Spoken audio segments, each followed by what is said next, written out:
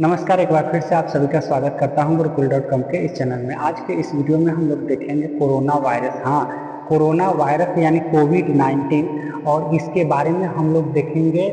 इसके 8 नंबर का यह एसे आता है, याद रखिएगा 8 नंबर के एसे आता है। और हर जब से यानी कोरोना वायरस जो आया हुआ था वह आया हुआ था 2019 में। 2020 में हमारे देश में आया और 2019 में आया कहाँ? चाइना में आया, वुहान सिटी से आया हुआ था।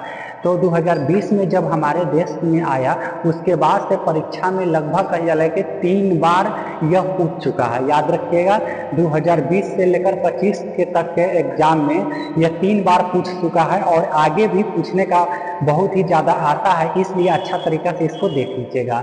देखिएगा, ध्यान से समझिएगा।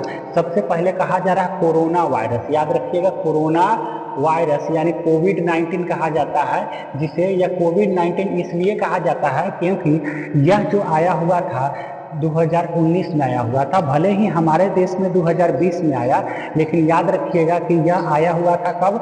2019 में आया हुआ था। चाइना में पहली बार आया, इसके लक्षण देखने को मिले।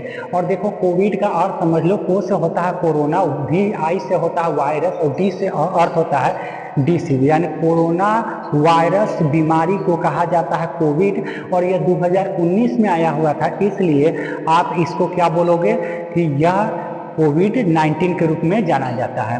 Is the name of dreaded disease, यानी यह जो भयावह बीमारी का नाम है। याद रखिएगा, इससे क्या होता है? भय लगता है व्यक्ति को, बहुत ज़्यादा भय लगता है इस बीमारी को। देखो, कोरोना वायरस आप जब 2020, 21, 22 में जब तक कोरोना वायरस था, देखे होंगे जिसे भी कोरोना वायरस से होता था या उसके लक्षण देखने को मिलते थे, लोग उससे क्या होते थे? डरते थे, लोग उससे दूरी बनाकर रखते थे। तो आगे देखिएगा, disease that spread from the Wuhan in China, यह जो फैला हुआ है तो चाइना के वुहान शहर से फैला हुआ है। Now this corona virus infected has spread rapidly through out the world. आज जो है यह कोरोना वायरस जो है हुआ, अब यह जो कोरोना वायरस है लगभग पूरी दुनिया में क्या हो चुका है? फैल चुका है। आज भी, हाँ बउआ, आज भी इसके लक्षण देखने को मिल रहा है। यानी 2-3 महीना पहले भी आपको इंडिया में भी लक्षण देखने को मिले हैं और आज भी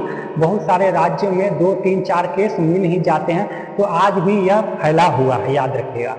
this virus is a threat for human life, यह वायरस जो है मनुष्य के जीवन को तोड़ देता है, पूरी तरह से नुकसान पहुंचाता है। इट इज वेरी सब्टल, यह बहुत ही छोटा होता है, यानी बहुत ही छोटा होता है, जिसे आप अपने आंखों से देख नहीं सकते हैं। बट इफेक्टिव वायरस, लेकिन क्या होता है? इफेक्टिव वायरस होता है, यानी जल्द ही प्रभाव ज़्यादा डालता है। There is no country left where this virus is not found, यानी कहा जा रहा है बुआ कि कोई ऐसा देश नहीं है जहां पर यह वायरस पाया नहीं गया है। लगभग सभी देश में यह वायरस पाया गया है। तो आपको यह बहुत ही अच्छा तरीका से समझ में आ रहा होगा और मैं आपसे निवेदन कर रहा हूं कि यदि आप इस चैनल पर नए हो तो चैनल को कर लो सब्सक्राइब, क्योंकि इंटर और मैट्रिक के जितने भी अच्छे खासे अगर कहा जाए कि जो भी सब्जेक्ट और जो भी टॉपिक बाई जो वीडियो है और उन सभी चीज़ों का जो तैयारी जो है वह आपको इस गुरुकुल.com इस चैनल पर मिलेगा, इसलिए आपको अच्छा तरीका से समझ लेना जरूरी है। अकॉर्डिंग टू द WHO के अनुसार, WHO क्या होता है तो देखिएगा, वर्ल्ड हेल्थ ऑर्गेनाइजेशन, इसका पूरा नाम होता है वर्ल्ड हेल्थ ऑर्गेनाइजेशन, यानी विश्व स्वास्थ्य संगठन। और यह कहाँ है?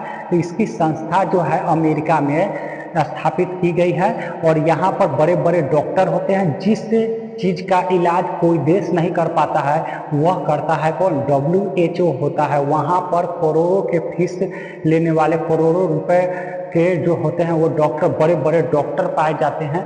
और याद रखिएगा, पोलियो जो टीका आया हुआ था हमारे देश में आया है, जिसे पोलियो का टीका दिया जाता है बच्चे को, वह टीका का आविष्कारक भी WHO है। और अभी जो कोरोना वायरस का जो टीका जो लगाए हम लोग, वह जो उसका भी आविष्कारक WHO ही है। फीवर, WHO के अनुसार, WHO कहता है कि जिस व्यक्ति को फीवर हो जाता है, सर्दी जुकाम हो जाता है या सांस का जाले कि फूलने लगता है, सांस का प्रॉब्लम होता है, और इस प्रकार के जो लक्षण देखने को मिलते हैं, सिम्टम्स ऑफ दिस डिसीज, इस बीमारी के प्रमुख लक्षण है कि सबसे पहले आपको बुखार हो जाएगा, उसके बाद आपको क्या है कि जुकाम ये सब देखने को मिलता है, सर्दी जुकाम और सांस का फूलना, ये सारी चीज़ें जो है यह मुख्य लक्षण देखा गया है।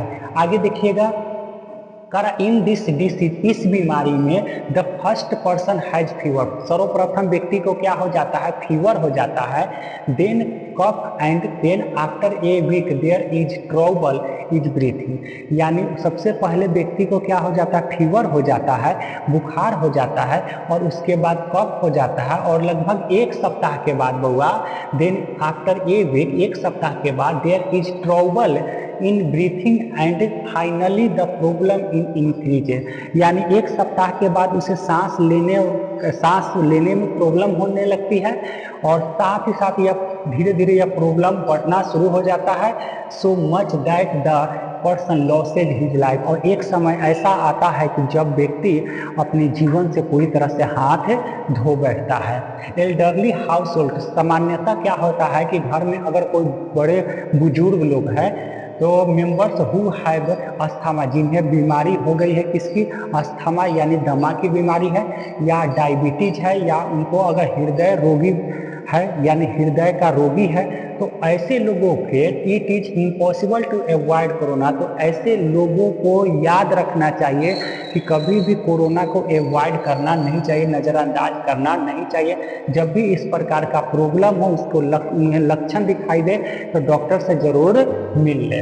As the virus spreads quickly in body, यानी जो लोग बुजुर्ग होते हैं और जिन्हें अस्थमा डायबिटीज का बीमारी होता है, ऐसे व्यक्ति के शरीर में जो होता है यह वायरस तेजी से प्रवाह करता है यानी तेजी से फैलता है। This corona virus is spread touching और being near a corona infected person, यह कोरोना वायरस जो है बउआ यह फैलता है तो टच करने से फैलता है, यानी किसी के यदि आप मुंह छुइएगा, कान छुइएगा, आँख छुइएगा तो इससे आपको भी पूरी तरह से प्रदूषित हो जाएगा, आप भी संक्रमित हो जाइएगा, याद रखिएगा। फर्दर आगे और प्रिवेंट द, यहाँ से आप पैराग्राफ चेंज भी कर सकते हैं, तो यह 8 नंबर के लिए आता है, बहुत ही सुंदर तरीका से समझ लीजिएगा।